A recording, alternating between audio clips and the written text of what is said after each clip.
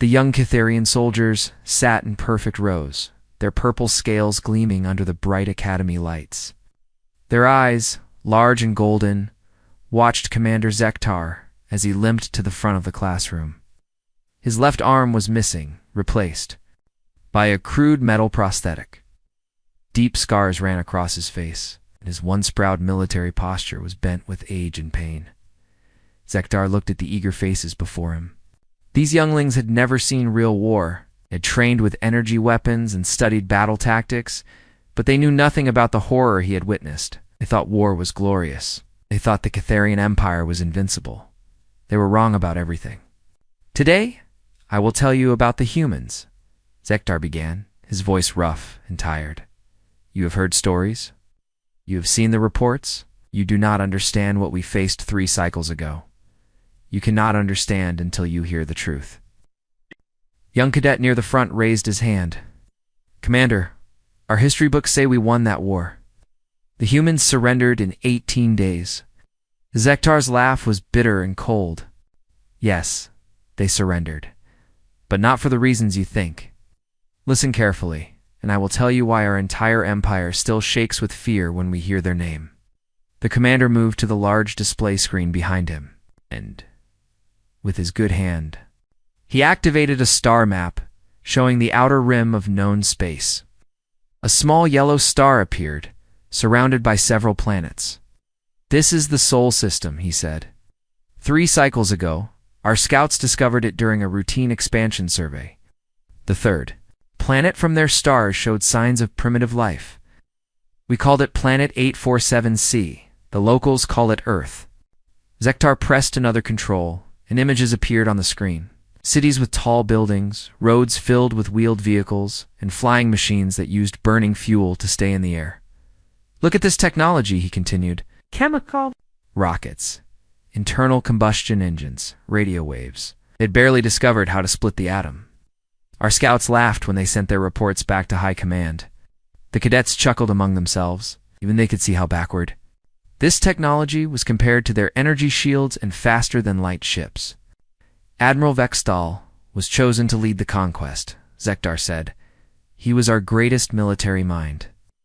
He had conquered 47 worlds for the Empire. He called the human mission a training exercise for new recruits.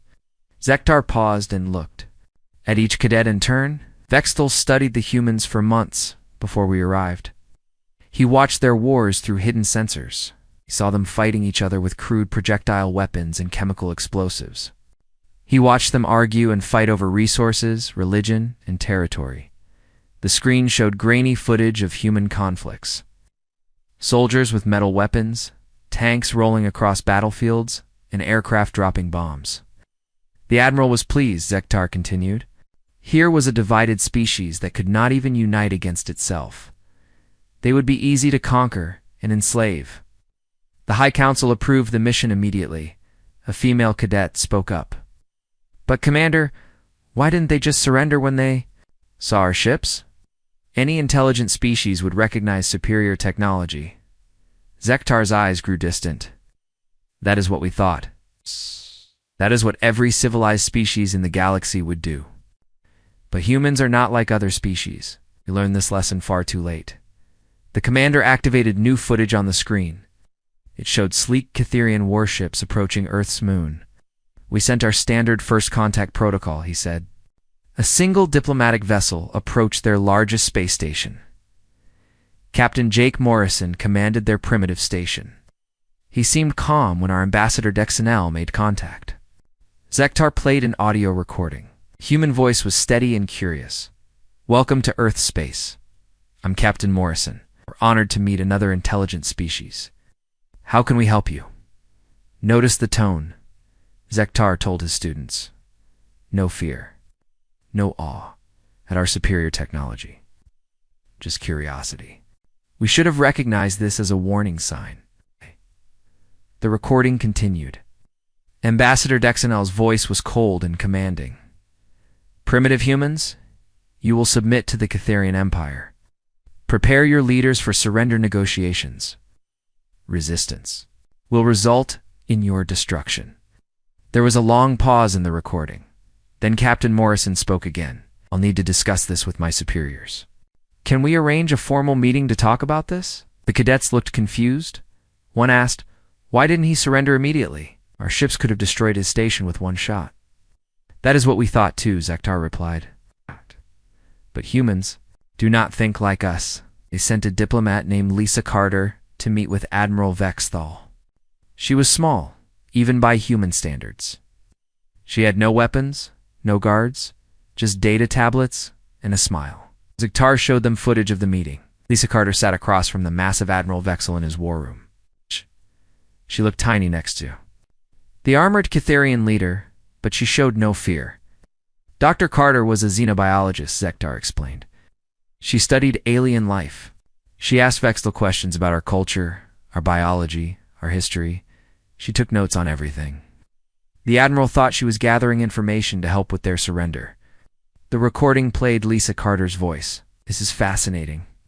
Your technology is incredible. We've been hoping to meet other intelligent life for decades. There's so much we could learn from each other. The Admiral was pleased, Zektar continued. He thought the humans were impressed by our power.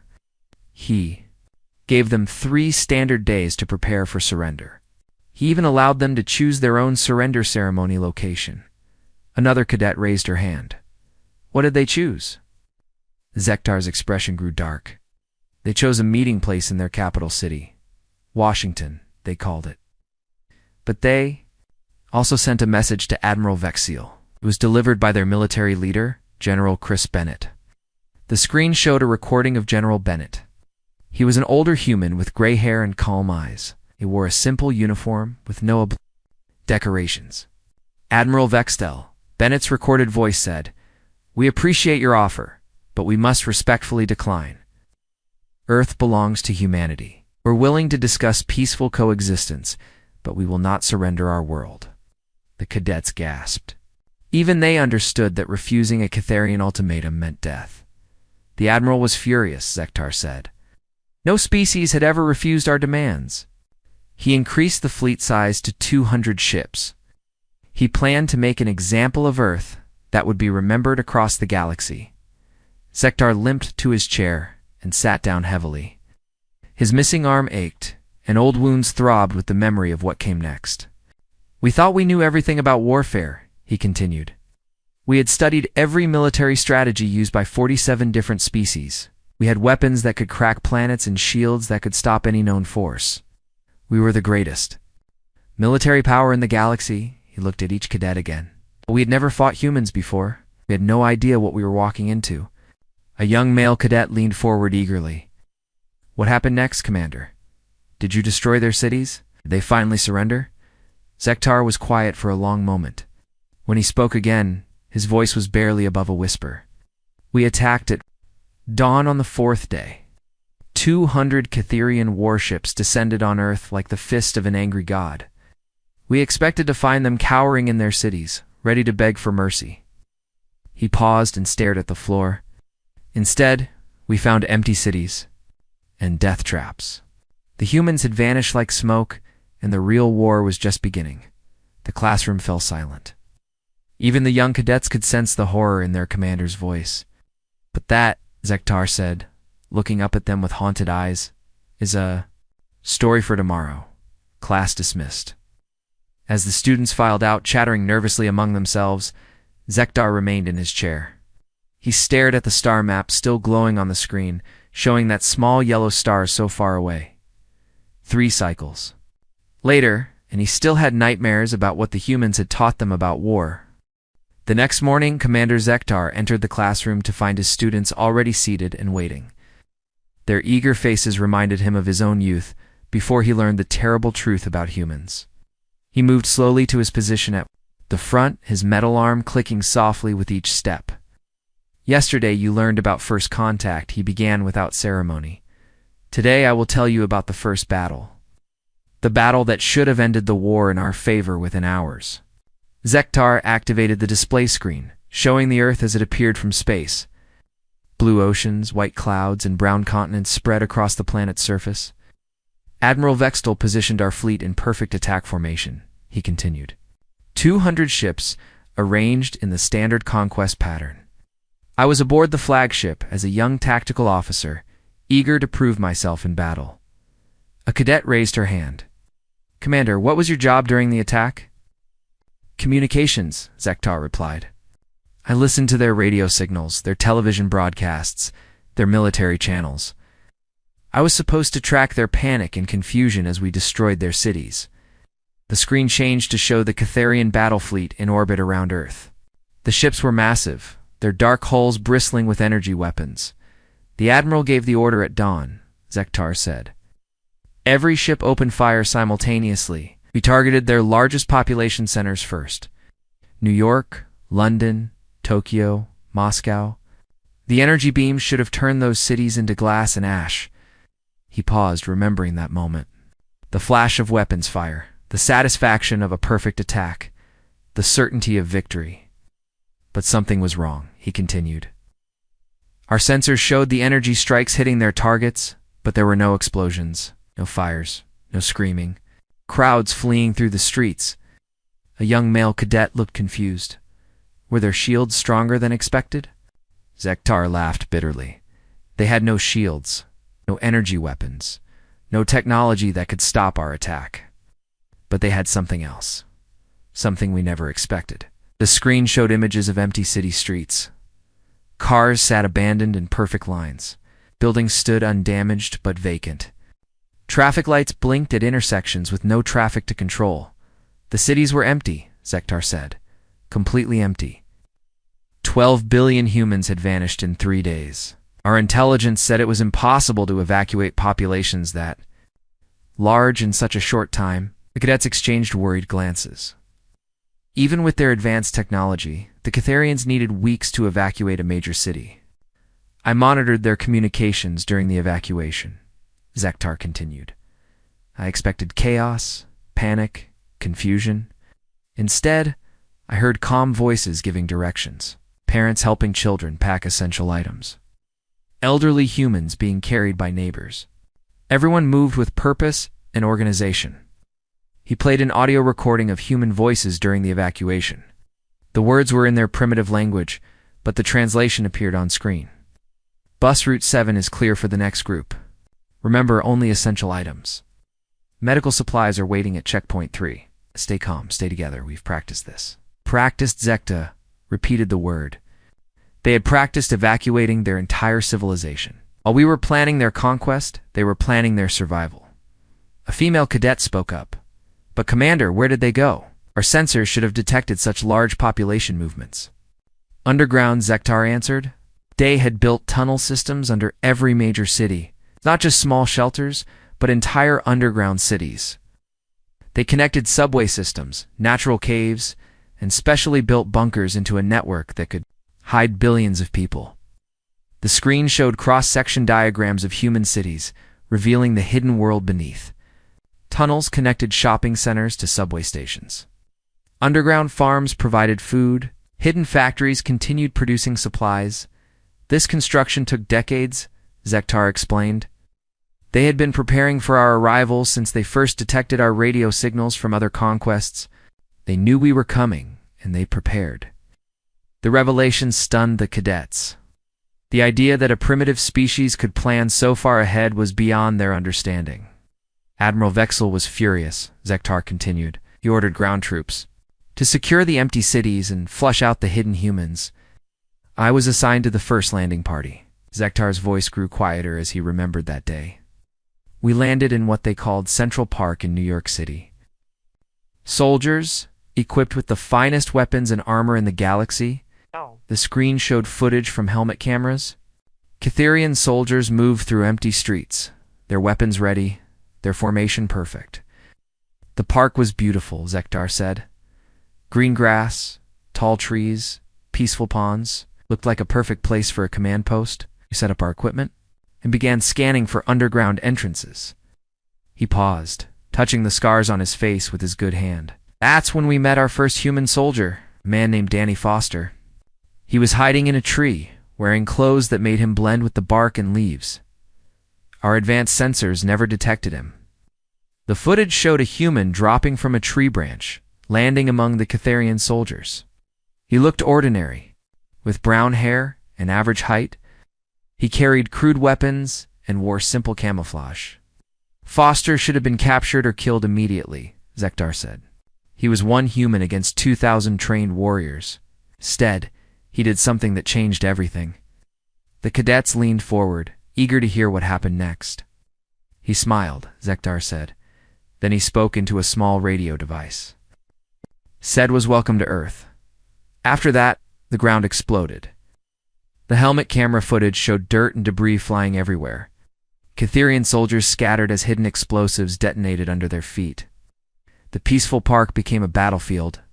In seconds, the humans had buried explosive devices throughout the park, Zektar explained. Not advanced weapons, just simple chemical bombs connected to remote triggers. What? But they were placed with perfect precision. The screen showed the aftermath. Raiders dotted the landscape. Catherian equipment lay scattered and broken. Soldiers stumbled through smoke and dust, their perfect formation destroyed. That was my first lesson about human warfare, Zektar said. They don't fight fair. They don't follow rules. They use their environment as a weapon. A cadet asked nervously. What happened to Danny Foster? He vanished, Zektar replied. One. The moment he was there, the next he was gone. Our sensors couldn't track him. It was like he had become part of the landscape. The commander activated new footage showing other landing sites around the world. The same pattern repeated everywhere. Empty cities, hidden traps, and humans who appeared and disappeared like ghosts. Every building was a trap, Zektar continued. Every street corner hid explosives. Every doorway could conceal an enemy. The humans had turned their own cities into weapons against us. He showed images of Catherian soldiers trying to enter buildings, only to trigger elaborate trap systems. Elevators that became crushing chambers. Staircases that collapsed into pits. Office buildings that became mazes with no exits. In the second day of ground operations, we lost 300 soldiers, Zektar said. Not to enemy weapons, but to traps and ambushes. The humans were fighting a war we didn't understand. The screen showed a new recording. A human woman named Amy Rogers led a group of resistance fighters through subway tunnels. They moved quickly and quietly, carrying improvised weapons and wearing mismatched clothing. Captain Rogers was a subway train operator before the war, Zektar explained. She knew every tunnel, every station, every maintenance passage in the city. She turned her knowledge into a weapon. The footage showed Rogers and her team emerging from a subway grate behind a Catherian supply depot. They moved with practiced efficiency, placing explosive charges on equipment and ammunition supplies. They destroyed our supply lines faster than we could protect them, Zektar said. Every time we established a base, humans would appear from underground and destroy it. They knew their own territory better than we could ever learn it, another cadet asked. Didn't our technology give us an advantage? Zektar's expression grew dark. That's when we learned the second lesson about humans. They learned faster than any species we had ever encountered. The screen showed images of human engineers examining captured Catherian equipment. A woman named Helen Brooks led a team of scientists as they carefully took apart alien weapons and devices. Dr. Brooks was a nuclear engineer, Zektar explained. She had no experience with our technology, but she understood the principles. Within days, she was building copies of our weapons. The footage showed humans testing crude but functional copies of Catherian energy weapons. The devices were larger and less efficient than the originals, but they worked. They couldn't build our advanced technology, Zektar said, but they could build simple versions that served their purposes. More importantly, they could build weapons specifically designed to destroy our equipment. The screen showed human weapons that fired electromagnetic pulses, devices that could disable Catherian shields, and traps that used the aliens' own technology against them. By the end of the second day, we weren't fighting primitive humans anymore, Zektar said. We were fighting humans armed with modified versions of our own weapons. Commander Zektar stood before his class, but today he seemed older and more tired than before. His students noticed the tremor in his good hand as he activated the display screen. The images that appeared showed burning Catherian ships floating in the darkness of space. Day 3, he began, his voice barely above a whisper. The day we learned that humans don't just fight on their own planet. They take the war to you. A young cadet shifted nervously in her seat. Commander, how could primitive humans attack? Our ships in space? They barely had chemical rockets. Zektar turned to look at her with hollow eyes. That is what we thought too. Admiral Vextel was confident our fleet was safe in orbit. Earth's humans had no way to reach us. We were wrong. About that, just like everything else, the screen showed footage from the Catherian flagship. Engineers worked frantically at control panels while alarms blared in the background. It started with their communications, Zektar continued. On day 3, every Catherian ship began receiving strange signals, not distress calls or surrender offers, something else entirely. He played an audio recording. Strange sounds filled the classroom. Rhythmic beating, harsh voices, and electronic noise that seemed designed to disturb rather than communicate. They called it music, Zektar explained. But it was unlike any music known to civilized species. It was aggressive, violent, designed to create fear and confusion. They broadcast it directly into our ship's communication systems. A male cadet looked confused. Music is a weapon? To humans, everything is a weapon, Zektar replied. But this was just the beginning. While our communications officers tried to block their broadcasts, human engineer Tony Walsh was leading a team of scientists in a project that should have been impossible. The screen changed to show grainy footage of humans working in underground facilities. They moved with desperate urgency, welding pieces of metal together and connecting crude electronics. Walsh had studied the wreckage from our damaged ships that crashed on Earth, Zektar said. In 72 hours, he and his team built something that changed the entire war. The image shifted to show a strange craft rising from Earth's surface. It looked like a combination of human and Catherian technology, crude but functional. They called it the Freedom Fighter, Zektar continued. It was commanded by Captain Julie Adams, a human who had never flown in space before that day. Shouldn't have been able to operate it, let alone fight with it. The cadets watched in stunned silence as the footage showed the hybrid ship approaching the Catherian fleet. It moved erratically, not following standard flight patterns. Captain Adams did something no civilized pilot would ever do, Zektar said. She rammed her ship directly into one of our destroyers at full speed. The explosion on screen lit up the classroom. Debris scattered in all directions as both ships were destroyed in the collision. We thought it was an accident, Zektar continued, primitive pilot who lost control of her craft. Then 2 more human ships appeared from Earth's surface. The screen showed more hybrid vessels, each one different from the others. They were built from salvaged parts and desperate innovation, but they flew and they fought. Commander Rick Stone led the second wave, Zektar said. Was a military pilot who had flown their primitive aircraft. His ship was armed with modified versions of our own weapons.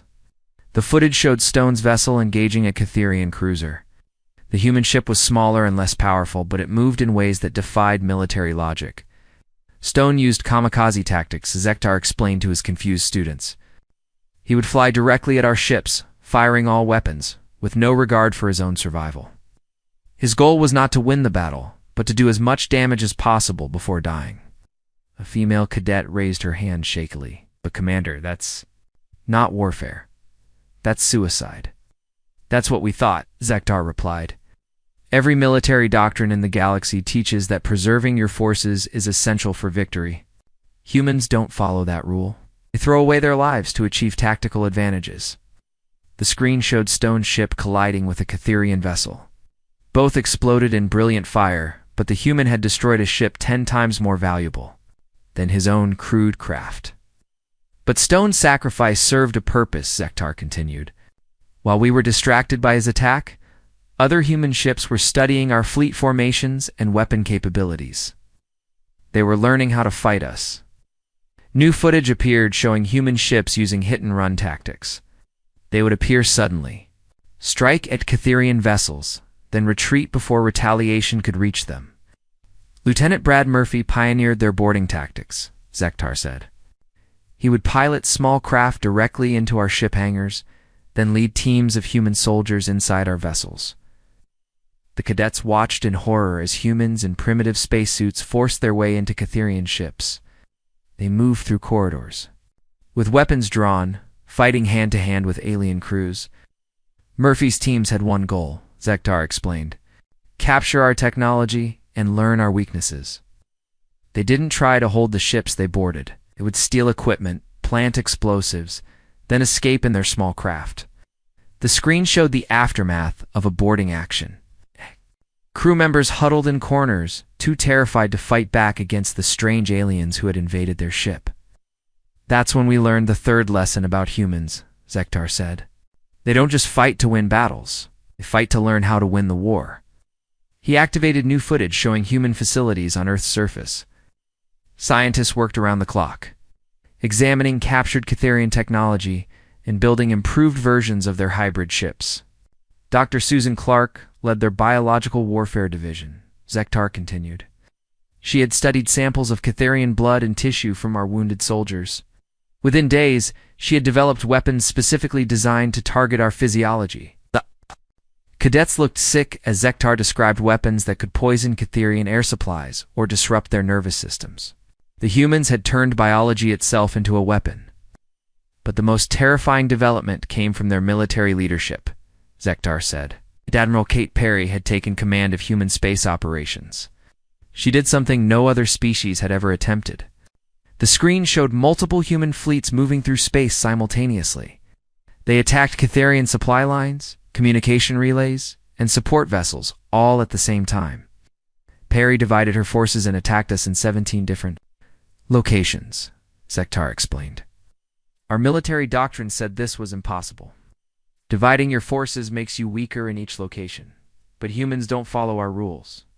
The footage showed Catherian commanders trying to respond to multiple attacks. Their ships moved frantically between battle sites, unable to defend everything at once. Each human attack force was small and weak compared to our ships, Zektar continued. But they coordinated their attacks perfectly. While we sent forces to defend one location, they would strike somewhere else, Cadet asked. How could they coordinate so many attacks without advanced communication systems? They didn't. Need advanced systems? Zektar replied. They had something better. They understood each other. The screen showed recordings of human communications during battle. Short, simple messages that somehow conveyed complex tactical information. Human commanders could predict what their allies would do without detailed orders, Zektar explained. They thought alike, fought alike, and trusted each other completely. This gave them an advantage we couldn't counter. New footage showed the results of human coordination. Catherian ships found themselves surrounded and outnumbered despite having superior technology. By day 5, we had lost 30 ships, Zektar said. Not to superior weapons or better technology, but to human tactics that made no sense according to civilized warfare. The screen displayed a recording of Admiral Vextel in his command center. The proud Catherian leader looked confused and desperate as reports poured in from across the battle zone. The admiral called for reinforcements from the home fleet. Zektar continued, said we were facing an enemy that fought like wild animals rather than intelligent beings. A young cadet spoke up nervously. But Commander, if humans fight like animals, wouldn't that make them easier to defeat? Zektar looked at the student with pity. That's what we thought. We were fighting intelligent animals. But we forgot one important fact about animals. Paused, letting the silence build tension in the classroom. When animals are cornered, when their survival is threatened, they become more dangerous than any civilized being can imagine. The screen showed new footage of human attacks.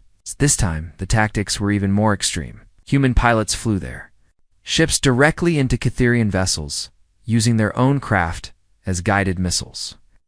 Commander Gary Mitchell led deep space raids on our supply convoys, Zektar said.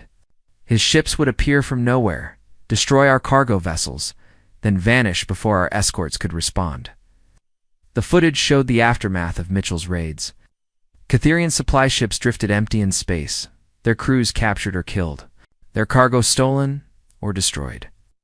Mitchell's teams didn't just destroy our supplies, Zektar continued. They studied our cargo manifests, our shipping routes, our communication codes. Every raid made them smarter and more dangerous. A female cadet asked quietly, What did they do with the captured supplies? Commander Zektar entered the classroom with slower steps than usual. The students noticed dark circles under his eyes, as if he had not slept well. The weight of the memories he was sharing seemed to grow heavier with each passing day. Today, I will tell you about Nancy Williams, he began without his usual pause. The human prisoner who made us understand the truth about their species. The display screen showed a small room aboard a Catherian ship. A young human woman sat calmly at a metal table, her hands folded in front of her. She looked ordinary, with brown hair and simple clothing, but her eyes held a strange intensity. Williams was captured during a raid on one of our supply depots, Zektar explained. She was just a technician, not a soldier. We thought she would be frightened and eager to cooperate. A cadet raised her hand. What did she tell you about human military plans? Laugh was bitter. She told us nothing about military plans. Instead, she asked us questions. Questions that revealed how little we understood about the war we had started. The screen played audio from Williams' interrogation.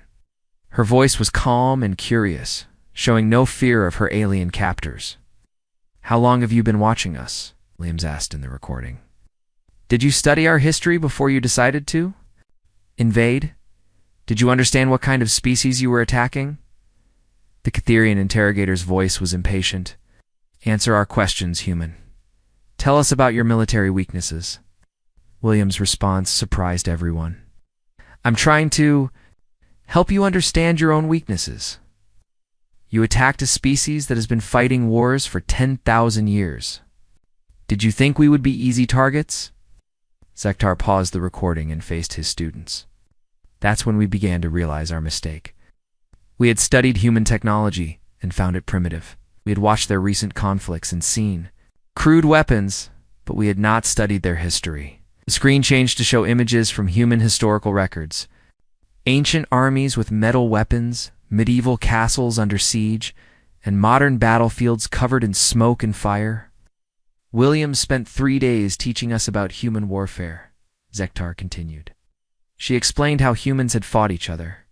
For thousands of years, developing tactics and strategies we had never encountered. A young male cadet looked confused.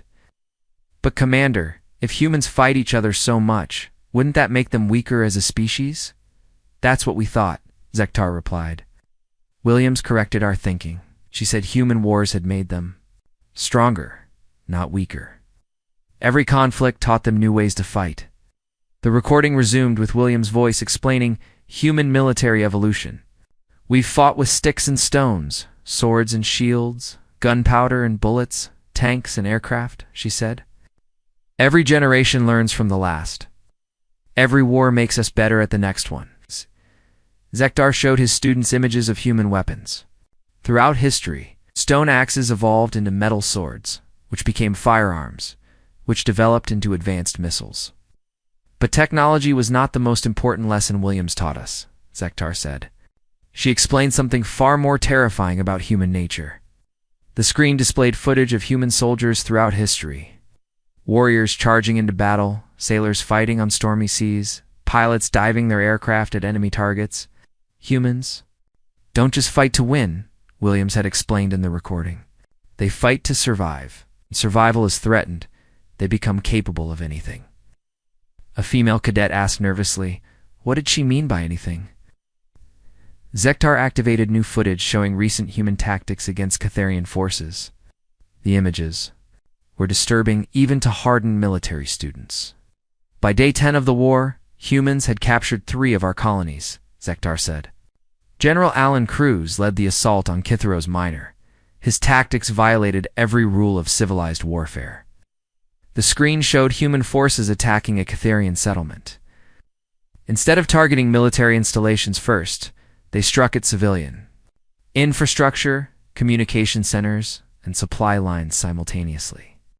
Cruz didn't try to defeat our military forces directly, Zektar explained. He made it impossible for them to function. No communication, no supplies, no support from orbit. Our troops surrendered within hours. The footage showed Catherian soldiers laying down their weapons, defeated not by superior firepower, but by isolation and confusion. Captain Gary Mitchell had perfected deep space raiding tactics, Zektar continued. His ships would appear in our home systems, attack civilian targets, then disappear before our defense fleets could respond. New images showed the aftermath of Mitchell's raids. Catherian mining stations destroyed, communication satellites disabled, trade routes disrupted. Mitchell's goal was not military victory, Zektar explained. He wanted to spread fear among our civilian population. He succeeded. The screen displayed recordings from Catherian news broadcasts. Civilian leaders demanded protection from human raids. Colony governors called for evacuation of non-essential personnel.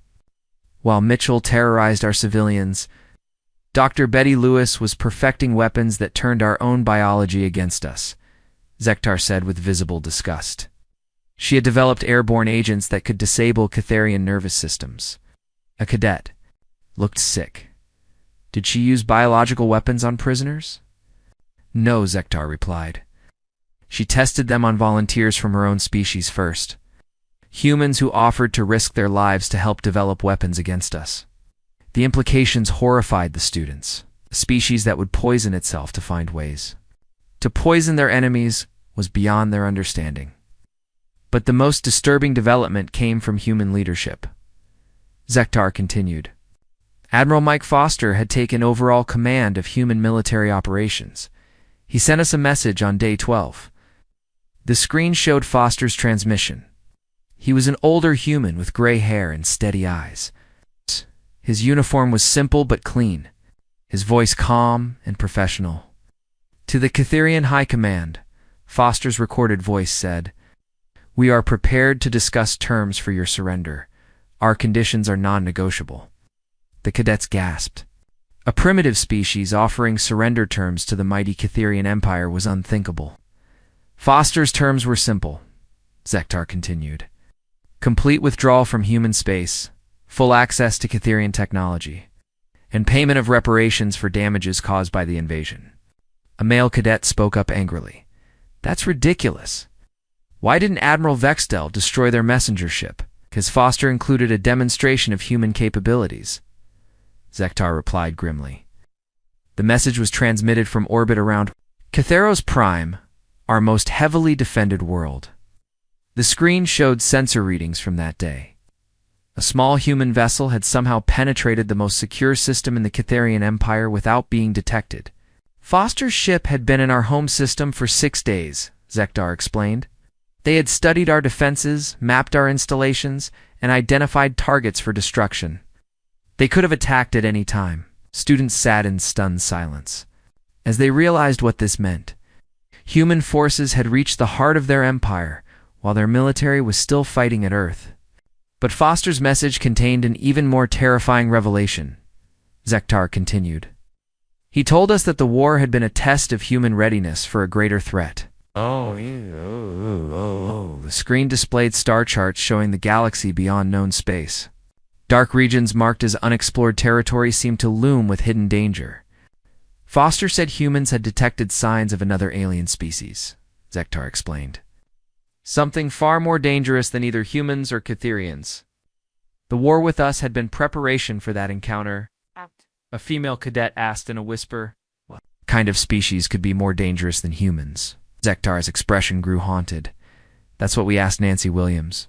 Her answer still gives me nightmares. The recording resumed with Williams' voice, but now it carried a tone of genuine fear. The signals we've detected suggest a species that doesn't fight for resources or territory, Williams had said. They fight to eliminate all other intelligent life. And see consciousness itself as a threat to be destroyed. The classroom fell completely silent as the implications sank in. Williams explained that humans had been preparing for this threat for decades, Zektar continued. They had studied every military conflict in their history, developed technologies, specifically for fighting superior enemies, and trained their entire population for total war. New footage showed human training facilities hidden around their planet. Children learning combat tactics, civilians practicing evacuation procedures, scientists developing weapons in secret laboratories. The war with us was not about defending Earth, Zektar said. It was about testing human capabilities and identifying weaknesses before the real enemy arrived. Cadet asked nervously, "How long do we have before this other species attacks?" "According to human calculations, they will reach our galaxy within 5 years," Zektar replied. Foster's surrender terms included an offer of alliance. Human military advisors would help prepare Catherian forces for the coming war. The screen showed images of joint human-Catherian training exercises. Human instructors taught alien soldiers tactics that seemed impossible by traditional standards. Commander Paul Young leads the human advisory team, Zektar explained. He's teaching our troops to think like humans, to fight like humans, to survive like humans. Commander Zektar stood before his students for the final time in this series of lessons. His metal arm gleamed under the classroom lights. His scarred face showed the weight of everything he had shared over the past week. The young cadets sat in absolute silence, their golden eyes fixed on their instructor. "Today I will tell you the end of the story," he began slowly. "The day we learned what humans really are, and why the galaxy will never be the same." The display screen showed a peaceful scene. Human and Catherian representatives sat together at a large table, signing documents under the watchful eyes of both species leaders. "The Treaty of Solstation was signed on Day 18, Zektar continued. Ambassador Ron Baker represented humanity. It was calm, professional, and surprisingly generous in his terms. A young female cadet raised her hand hesitantly. "Commander, why were the humans generous? They had won the war." Zektar nodded sadly. "Asked what we asked Baker." His answer revealed the final truth about human nature. He said they didn't fight the war to defeat us. They fought it to recruit us. The screen changed to show footage of the treaty signing ceremony. Human Admiral Mike Foster stood beside Catherian Admiral Vextel, both leaders looking exhausted, but determined. "The treaty established the Human Catherian Cooperative Council," Zektar explained. "It wasn't a surrender document. It was an alliance agreement. Humans shared their military technology, their tactical knowledge, and their strategic planning with us freely." New images appeared showing joint training facilities where humans and Catherians worked side by side. The cooperation seemed impossible. After such a brutal conflict, Dr. Carol Green led the technology sharing program, Zektar continued. She had spent the war developing weapons to destroy us. After the treaty, she spent her time teaching us to build those same weapons. Applications, her former enemies, now hung on her every word. Commander Paul Young established training programs for our military forces, Zektar said. "I taught Catherian soldiers to think like humans, to fight like humans, to survive like humans." The screen displayed training exercises that would have been unthinkable before the war. Catherian troops practiced guerrilla tactics, improvised explosive techniques, and psychological warfare methods. He taught them to ignore traditional rules of engagement, to use any means necessary for victory, to accept casualties that seemed excessive by our standards. A male cadet looked uncomfortable. "Why did our leaders allow such training?" "Because of what Ambassador Baker showed us on Day 20, Zektar replied grimly. The proof that everything humans had told us about the coming threat was true. The display changed to show deep space telescope images. Strange shapes moved through the darkness between stars, too large and too organized to be natural phenomena. "The Devourers," Zektar said, his voice dropping to a whisper. Baker's evidence showed a fleet of ships larger than anything in known space, moving toward our galaxy at incredible speed. The images were disturbing even to look at. The alien vessels seemed to absorb light rather than reflect it, creating dark wounds in the starfield around them. Baker explained that humans had been tracking this fleet for 20 years, Zektar continued. Every piece of technology they developed, every tactic they perfected, every strategy they planned was designed to fight these creatures. New footage showed human deep space monitoring stations hidden throughout their solar system. Scientists worked constantly, analyzing signals and tracking the approaching threat. "The Devourers don't fight for resources or territory," Zektar explained. "According to human intelligence, they fight to eliminate consciousness itself. They see intelligent thought as a disease to be cured." A female cadet asked nervously, "How could humans know so much about an enemy they've never fought?" "They captured one of their scout ships 15 years ago," Zektar replied. The ship contained data about Devourer tactics, technology and philosophy.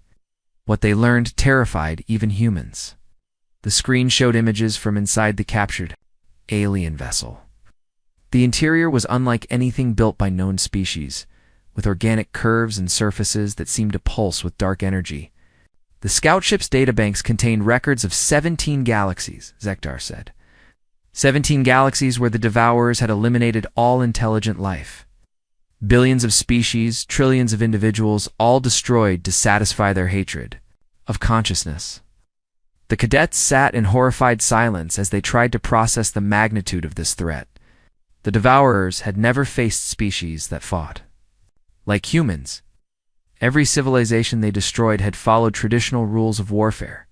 New images appeared showing different alien species from destroyed galaxies. They all looked advanced and civilized, with technology and architecture that suggested peaceful societies. These species tried to negotiate, to find diplomatic solutions. To fight honorable wars, Zektar explained. The Devourers destroyed them all because they couldn't adapt their thinking to total warfare. The screen changed to show human military historians studying the records of these lost civilizations. They analyzed every battle, every tactical decision, every moment where conventional thinking had led to defeat. Humans spent 15 years learning from the mistakes of 17 galaxies, Zektar said. They developed tactics specifically designed to fight an enemy that destroys civilizations. A young cadet spoke up hesitantly. But Commander, how could humans hope to succeed where so many others failed? Because humans are not like other species. Nancy Williams explained this to us during her interrogation. She said humans are evolution's answer to extinction. The recording of Williams' voice filled the classroom once again. But now her words carried new meaning for the students who had heard the complete story. Every species in the galaxy developed intelligence to solve problems, Williams had said. Humans developed intelligence to survive problems that can't be solved. We don't just fight wars, we fight extinction itself. The screen showed footage of human military exercises that seemed impossibly brutal and chaotic to Catherian observers. Soldiers fought in conditions that would kill most species, using tactics that violated every principle of civilized warfare, Ambassador Baker revealed. That the war with us had been the final test of human readiness, Zektar continued. They needed to know if their tactics could work against superior technology and organized military forces. New images displayed the results of that test. Human forces had not only survived against overwhelming odds, but had turned the conflict into a victory that led to alliance rather than conquest. The treaty included provisions for joint defense against the Devourers, Zektar explained. Human military advisors would train Catherian forces. Catherian technology would enhance human weapons. Together, we would prepare for a war unlike anything the galaxy had ever seen. The screen showed current footage of the joint military preparations. Massive shipyards built vessels that combined human tactics with Catherian technology. Training facilities prepared soldiers from both species for the coming conflict. Captain Jerry West leads the Combined Fleet Construction Program, Zektar said. His ships are designed not for traditional space battles, but for the kind of impossible warfare humans specialize in. The footage showed vessels that looked more like weapons than ships. They were built for ramming attacks, boarding actions, and kamikaze missions that no civilized species would consider. Lieutenant Diana Clark heads the Psychological Warfare Division, Zektar continued. She's developing methods to disrupt Devourer communications and spread confusion among their forces. New images showed humans and Catherians working together on projects that seemed designed to cause madness rather than destruction. Weapons that attack the mind were as important as those that destroyed the body. But the most important revelation came from Dr. Kevin Stone, Zektar said. His research into Devourer psychology revealed why they hate consciousness so much. Screen displayed Dr. Stone's findings, showing brain scans and behavioral analysis from the captured scout ship data. The Devourers were once a normal species like us, Zektar explained. But they encountered something in their evolution that convinced them consciousness was a threat to the universe itself. The cadet asked quietly, what could make a species hate its own intelligence? They discovered that consciousness might be a virus, Zektar replied. a pattern that spreads through the universe, changing reality itself just by observing it. They believe intelligent thought is destroying the natural order. The implications were staggering. If consciousness itself was somehow dangerous, then every thinking being in the galaxy was part of the problem the Devourers sought to solve. But humans reject this philosophy completely, Zektar continued. They believe consciousness is the universe trying to understand itself. They see intelligence as evolution's greatest achievement, not its greatest mistake. The screen showed human philosophers and scientists working alongside alien colleagues, sharing ideas and building understanding between species.